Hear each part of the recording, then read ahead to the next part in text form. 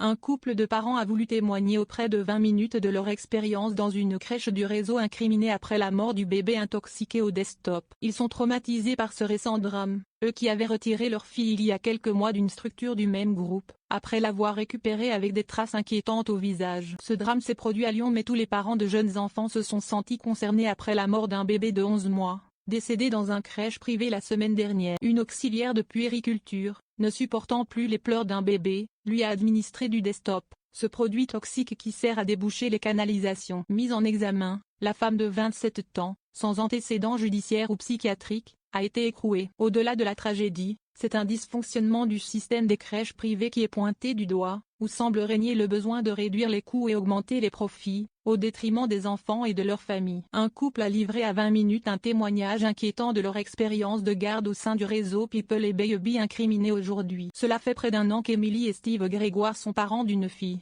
Louise. Au moment de reprendre le travail, leur enfant entre dans la crèche Nido de Sévigné, Lyon 3e, du groupe People et Baby. Après avoir été satisfaits de l'environnement où était accueillie la fillette, les parents ont déchanté rapidement. D'un coup, il n'y a plus eu que 2 salariés, dont on ne connaissait pas les fonctions exactes, explique la maman, neuropsychologue à l'hôpital femme-mère-enfant de Bron. Puis, le 22 novembre 2021, ce couple de trentenaires a récupéré Louise, 4 mois, avec de grosses traces à la tempe et autour de l'œil. Ils ont pris des photos pour garder des preuves et les ont transmises à 20. La nouvelle directrice de la crèche ne leur a pas donné d'explication et aucun déroulé des faits n'a été transmis aux parents. Ils ont décidé alors de déposer un main courante puis une plainte auprès de la brigade de protection des familles, tout en retirant leur bébé du nido de Sévigné. Elle est désormais gardée par sa grand-mère.